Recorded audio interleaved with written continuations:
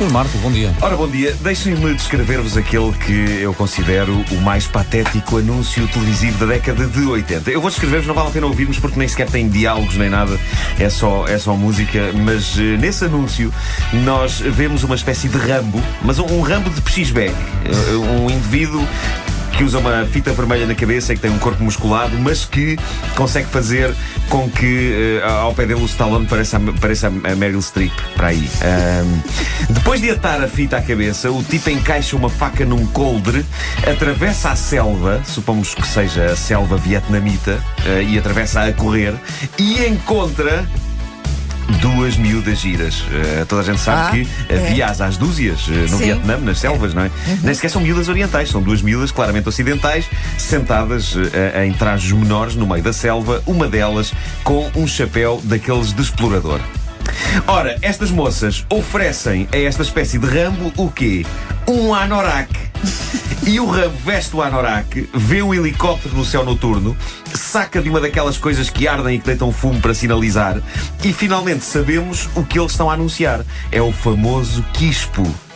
O Rambo encasacado tem direito a um último plano em que está com o quispo vestido e as duas moças, uma de cada lado, agarradas a ele, e os três são surpreendidos por um homem que parece ser vietnamita e que, ao ver aquele bonito quadro, exclama: "Ah!" E o anúncio acaba. Bela exclamação. Ninguém exclama assim. Como é que foi a exclamação? "Ah!"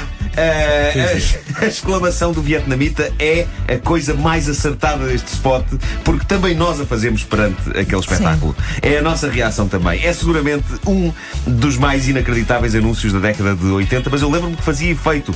Toda a gente queria, naquela altura, ter um quispo. E quanto mais grosso, melhor. Que frase tão estúpida, sinceramente.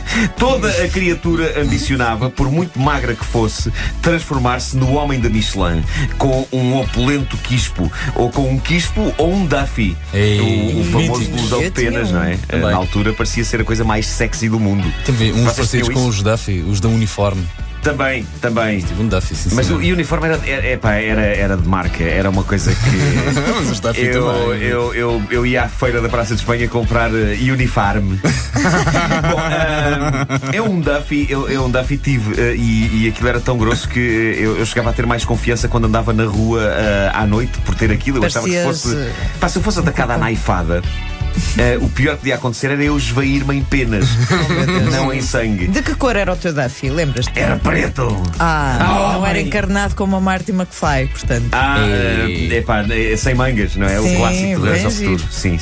Eu tinha encarnado. Os quispos não tinham penas, mas tornaram-se objetos de culto e devoção, ao ponto da palavra quispo ter passado a designar blusões que não eram fabricados pela marca Quispo.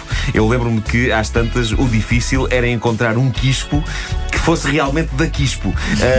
Seja como for, hoje, quando vemos fotografias nossas dos tempos de escola, percebemos que os quispos, os anoraks, os duffys, todos eles eram das coisas mais aflitivas que envergávamos, porque eram quase todos absolutamente horripilantes, embora na altura parecessem a chave para impressionar as miúdas. Eu lembro-me de me sentir particularmente fixe com um anorak que eu tinha, que a minha mãe me tinha dado, que dizia Fórmula 1 no peito. O Nuno Marco, piloto.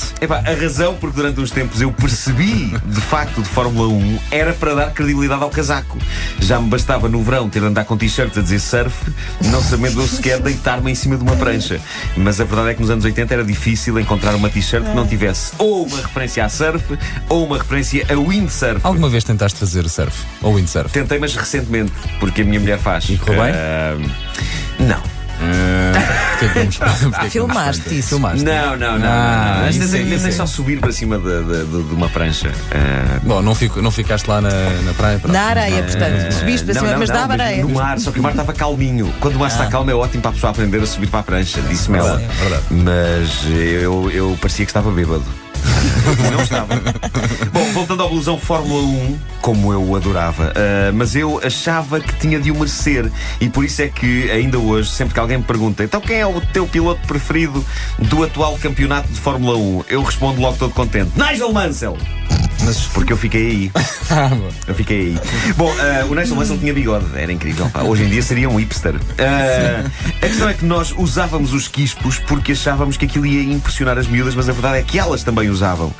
Toda a gente usava, e quando toda a gente usa uma coisa, torna-se difícil que essa coisa impressione por aí além. Além de parecermos todos tendas de campismo ambulantes, a predominância quispal revelava-se particularmente difícil no namoro. essa porque não há palavra nada. não existe, pois não. Do quispal, não. No namoro não há nada mais desconfortável do que duas pessoas vestidas com quispos, anoraks ou duffys a tentarem abraçar-se.